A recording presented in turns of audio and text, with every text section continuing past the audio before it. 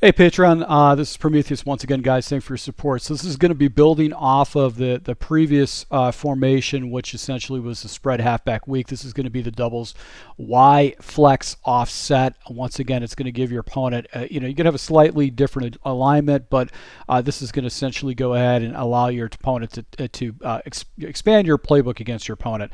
Now, from an audible standpoint, we're going to go ahead and leave Z spot in. This is going to give us basically a flood concept off to the right of spot, and then we have double slants. 0-1 trap is the audible I'm going to switch into, and the reason I do this is I want to go ahead and try to abuse any kind of even fronts. Hopefully we'll get this when we're out labbing it. And also the halfback, the angle smash. This gives me an angle route. I've got a fly. I've got a smash concept off to the right. So it's just a little bit different of a layout. And then we have the fork wheel concept. This is good against like three high shells and stuff like that, or mad matching, or any kind of match coverages. Now, out of the huddle, we're going to go ahead and just call the 0-1 trap, and there's specific defenses that we're going to go ahead and use this, and it's really going to be these open fronts, these even fronts. Now, what I'm going to be looking at is the center to see if he's actually covered up, and if he's not covered up, I'm going to go ahead and run this, because a lot of times what's going to happen is you're going to be able to go ahead and get basically get yourself a running lane off the backside with the trap play. Now, if someone's over the center or really over the center, you want to check out, because this is going to get some guys that are going to get a clean shot at you. So I would never use this against double A gap, because the center is completely covered up. But if it's open like this is where you really can go ahead and attack your opponent. Now, you can see that edge defender got down and chased him. So if you have a guy that's got a really dominant edge defender, you might not be able to get away with this. But this allows you to work kind of like a counter play, and it's best against any kind of like open even fronts like that. Now, basically Z spot, this is just a sail concept. I like to streak that guy up on the backside. I'll check it down if no defender actually floats in that area.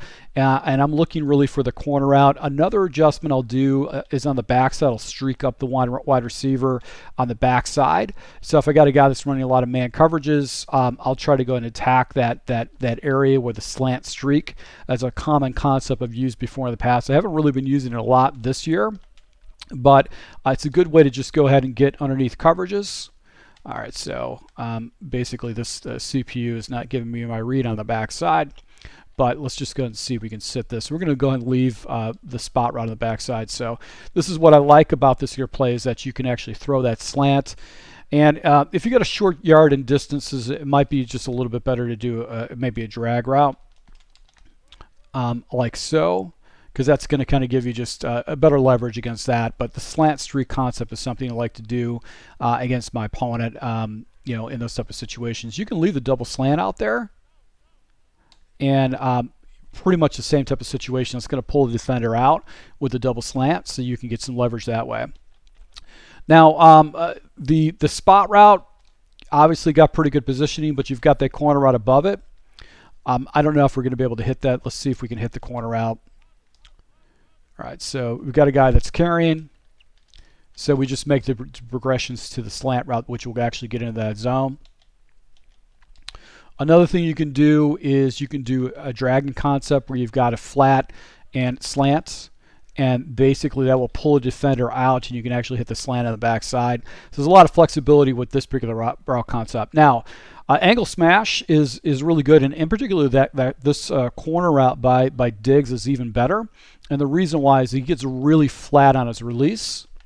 So if you throw that as he breaks, not before he breaks like I just did, that can actually be a huge play for you.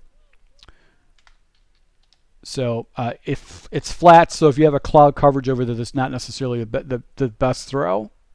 But now we're seeing, okay, this is basically cover 2 man.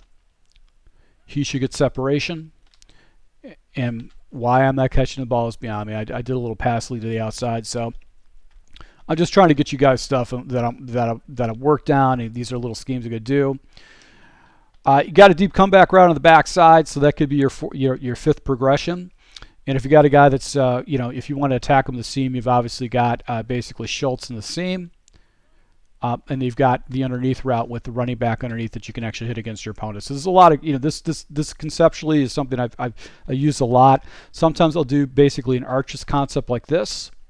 Well, I'll streak up and do underneath route with a slant, a drag route. So that's something I've used with closer formations. It just takes a little bit longer for that to develop. Let's see if we can get the streak. All right, so here's your streak opportunity that I'm forcing into right now just because I just wanted to pump out some videos, just letting you know I'm labbing a lot of stuff, but I'm just not posting a lot of stuff. So let's go ahead and see if we can hit it.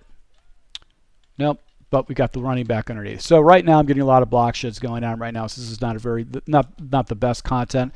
Let's take a look at the fork wheel play. This is a really good concept to go ahead and just quick snap into. You just leave the play as is, and really what you're looking for is the I like the switch concept off the backside, because you've got this running back underneath that you can hit. But if you get man matching principles, these defenders will get themselves out of position.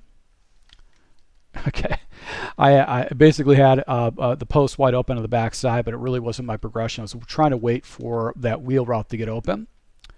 But here you go. Here's your post that you can hit against your opponent. So if you got a guys running cover 2, you've got 2 posts out there that you can use against them. You've also got this corner route too that you can actually go ahead and hit. So right now my quarterback is just spraying the ball. And it could be just because I just don't have my timing down on these.